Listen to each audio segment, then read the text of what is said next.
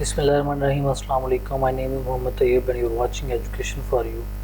आज हम लेके आए हैं 10th क्लास के एमसीक्यूज़ जो कि स्मार्ट सिलेबस के अकॉर्डिंग है। ठीक है, जो फुल एमसीक्यूज़ हैं उनकी मैंने अलग से वीडियोस बनाई हैं, आप वहाँ जाकर देख सकते हैं और वहाँ पर ज़्यादा डिटेल्स अवेलेबल हैं। यहाँ पर मैं सिर्फ जो स्मार्ट सिलेबस है 2021 का उसके अकॉर्डिंग एमसीक्यूज़ को डिस्कस करने लगा हूँ। तो फर्स्ट वन है कि सिंपल हार्मोनिक मोशन कौन सी है इनमें से। तो अर्थ की मोशन जो रोटेट रही है बेटा, ये अपने एक्सिस पे रोटेट करती है, ठीक है, और सर्कुलर है कि ये सन के राउंड सर्कल लगाती है। बॉल की मोशन जो है ये सिंपल हार्मोनिक मोशन नहीं है, क्योंकि simple harmonic motion by definition अपने मीन पॉइंट के ऊपर किसी चीज़ का टू एंड फ्रो मोशन करना, ठीक है। यानी अगर ऐसे ऐसे कोई चीज़ मूव कर रही है अपने मीन पॉइंट के ऊपर, सेंट्रल एक पॉइंट के ऊपर टू एंड फ्रो मोशन हो रही है, तो फिर हम कहेंगे कि ये सिंपल हार्मोनिक मोशन है। तो ऐसी मोशन ये जो गिवन ऑप्शन है इनमें से सिर्फ पेंडुलम की है। ओके हो गया। नेक्स्ट देखें बच्चों, कह रहे कि if the mass of a pendulum, अगर आप उसको 3 टाइम्स इंक्रीज़ कर दें, ठीक है, तो टाइम पीरियड में क्या फ़र्क पड़ेगा। तो बेटा आपके पास जो इक्वेशन है वो है T is equal to 2πL/g। उसके अंदर मैस की कोई बात नहीं है, ठीक है।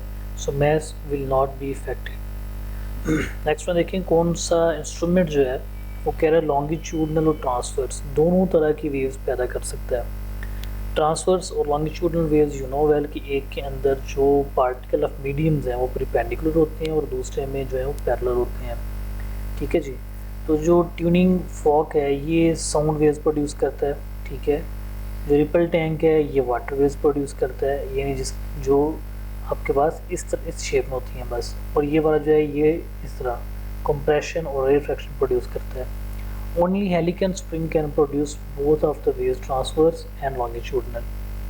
Next one is waves transfer करती हैं जी एनर्जी, ये इसकी डेफिनेशन है वेव्स ट्रांसफ़र एनर्जी। मंदरजा झैल में से कहता है फॉलोइंग में से कौन सी एनर्जी ट्रांसफ़र करती है। तो बेटा ये सारी की सारी वेव की किस्में हैं,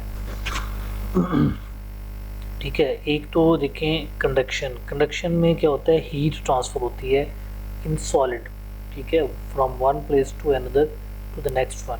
तो ये कंडक्शन है, मतलब हीट जो है वो भी फॉर्म ऑफ एनर्जी है, so it also conduct energy.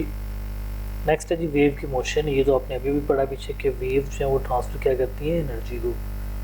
एक है जी रेडिएशन, तो जिस तरह जो सनलाइट हमारे तक आती है थ्रू रेडिएशन आती है, सही है, या जो आप हीटर पे अपने हाथ गर्म करते हैं तो ये भी रेडिएशन के through. So all of these, ठीक है जी, ये राइट ऑप्शन। वैक्यूम में तमाम इलेक्ट्रोमैग्नेटिक वेव्स एक जैसी रखती हैं, यानी कि in vacuum all the electromagnetic waves have same speed, और वो कितनी होती है 2.99 × 10⁻8 मीटर पर सेकंड, या आसान लफ्ज़ों में राउंड ली तकरीबन 3 लाख किलोमीटर पर सेकंड स्पीड होती है ऑल इलेक्ट्रोमैग्नेटिक वेव्स की, चाहे वो गैमा रेज हैं, चाहे वो लाइट के रेज हैं, चाहे कोई भी हैं। ओके जी, नेक्स्ट देखें, कह रहे कि ये एक छोटा सा न्यूमेरिकल उसने दिया हुआ है, इसके अंदर वो बात कर रहा है कि रिपल टैंक के अंदर जो वाइब्रेटर है 30 हर्ट्ज़ की 25 वेव्स 50 सेंटीमीटर पैदा कर रहा है, तो इसकी वेलोसिटी क्या होगी, ठीक है। तो इसके अंदर उसने आपको जो दी हुई है 30 हर्ट्ज़ यानी फ्रिक्वेंसी दी हुई है और उसकी वेवलेंथ दी हुई है, ठीक है। तो आपने इसको सॉल्व करना है कि वेलोसिटी क्या होगी। तो v is equal to f lambda से आप इसको सिंपली सॉल्व कर सकते हैं, तो आपके पास आंसर आएगा 60 सेंटीमीटर पर सेकंड। अगर आप इसकी डिटेल चेक करना चाहते हैं तो मैंने जो वीडियो इसकी अलग से अपलोड की हुई है, आप उसको देख लें कि किस तरह से न्यूमेरिकल छोटा सा सॉल्व किया है। तो मैंने ऑलरेडी बताया कि सिर्फ मैं यहाँ पर स्मार्ट सिलेबस जल्दी से आपको गो थ्रू करवा रहा हूँ। वेव की कौन सी खसूसियत दूसरे मुनहसर नहीं होती, यानी which one of the characteristic is not dependent on the other. तो देखिए बच्चों, हमारे पास ये जो फार्मूला है ना v is equal to f lambda, इसमें ये तीनों चीज़ें दी होती हैं, वेलोसिटी, फ्रीक्वेंसी एंड वेवलेंथ। तो ये फ्रीक्वेंसी, वेलोसिटी एंड वेवलेंथ ये तीनों तो इट मीन्स कि डिपेंडेंट है एक दूसरे पे।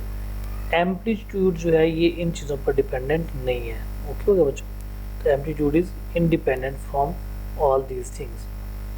नेक्स्ट लिखा हुआ है कि एक वेव की जो वेलोसिटी या फ्रीक्वेंसी है उसके जब मैं रिलेशन करता हूँ तो ये v is equal to f lambda, ये आपने न्यूमेरिकल्स भी सॉल्व किए होंगे और इक्वेशन बहुत फेमस इक्वेशन है 10th क्लास के अंदर। So v equals to f lambda is the right answer. अगर आपको बच्चों कोई कन्फ्यूजन हुई तो प्लीज़ कमेंट बॉक्स में ज़रूर पूछिएगा ताकि मैं उसका सोल्यूशन आपको प्रोवाइड कर सकूँ इन डिटेल, ठीक है जी। तो नेक्स्ट चलते हैं चैप्टर नंबर 2 के ऊपर। कहते हैं जी लॉन्गिट्यूडनल वेव्स की जो एक एग्जांपल है वो कौन सी है, तो ये साउंड वेव है बेटा। जो बाकी सारी हैं ये इलेक्ट्रोमैग्नेटिक वेव्स हैं, ये और ट्रांसवर्स हैं, ठीक है। जैसे वाटर वेव्स जो हैं ये भी ट्रांसवर्स हैं, क्योंकि ये इस तरह से ट्रैवल करती हैं, ये वाटर वेव्स जो ऐसे, ठीक है, ये ट्रांसवर्स हैं। रेडियो वेव्स भी ऐसे ट्रैवल करती हैं और लाइट की वेव्स भी ऐसे ही ट्रैवल करती हैं, जबकि जो साउंड वेव्स हैं ये कंप्रेशन और रिफ्रैक्शन से ट्रैवल करती हैं। कहीं पे ये एक दूसरे के बिल्कुल करीब होती हैं, ठीक है, और कहीं पर ये थोड़ा फासले पर होती हैं। रिफ्रैक्शन और कंप्रेशन इन दोनों तरीक़ों से ये मूव करती हैं। So sound wave is the right option. कहते हैं जो साउंड वेव्स प्रोड्यूस होती हैं ये आप तक कैसे आती हैं, how you can able to understand sound waves. तो बच्चों देखें, ये मैंने ऑलरेडी बताया कि कंप्रेशन और रिफ्रैक्शन से, यानी एयर को प्रेस करने से और एयर को रिफ्रैक्ट करने से हमारे तक आवाज़ आती है। इसके एग्जांपल में मैं आपको बताना चाहूँगा, आपने देखा होगा जो स्पीकर चलते हैं ना, जब बड़े स्पीकर जो वूफर टाइप होते हैं, तो उसके अंदर वो जो स्पीकर लगा होता है उसका जो ऊपर लगा हुआ स्पीकर के ऊपर नज़र आ रहा होता है ना आपको, जो पेपर से लगा होता है वो वाइब्रेट करता है, ठीक है। तो वाइब्रेशन उसकी आगे पीछे होती हैं, इस तरह वाइब्रेशन करता है, ठीक है। और उससे क्या होता है कि वो जो उसके आगे आने वाली एयर है ना उसको भी कंप्रेस करता है और कभी कभी रिफ्रैक्ट करता है। तो ये बेसिकली अगर आसान लफ्ज़ों में बात करें तो हवा में दबाव की तब्दीली की वजह से हवा जो आवाज़ की लहरें हैं वो हमारे कानों तक टकराती हैं। ये जो साउंड वेव्स हैं हम सुन सकते हैं, ओके। अगर लिखा जी साउंड जो है विच फॉर्म ऑफ एनर्जी है, मतलब कौन सी एनर्जी की किस्म है, तो ये मैकेनिकल है। अब मैकेनिकल क्यों है, क्योंकि जी ये इलेक्ट्रिकल नहीं है, ये थर्मल भी नहीं है, ये हीट से होती है। इलेक्ट्रिकल बिजली वाली होती है, केमिकल जो केमिकल बर्न करके या केमिकल से हम गेन करते हैं। सो मैकेनिकल वो होती है जो फिज़िकली परफॉर्म करके कोई एनर्जी होती है, ठीक है। तो ये साउंड जो है ये मैकेनिकल एनर्जी है। नेक्स्ट देखिए मुझे इसमें लिखा हुआ है कि जो एक एस्ट्रोनॉट है वो जब स्पेस में होते हैं तो किस तरह से वो इस्तेमाल करते हैं, रेडियो वेव्स का इस्तेमाल करते हैं। और ये क्यों करते हैं, क्योंकि जो साउंड वेव्स है ना, अब देखें अगर आपने वो देखा होगा कभी मूवीज़ वगैरह, तो उसके अंदर आपने देखा होगा उन एस्ट्रोनॉमर्स ने हेलमेट्स पहने होते हैं, ठीक है। उन हेलमेट्स के अंदर जो है ना वो उसके लगे होते हैं कन्वर्टर्स, जो उनके मैकेनिकल वेव्स को कन्वर्ट करते हैं रेडियो वेव्स के अंदर, ठीक है।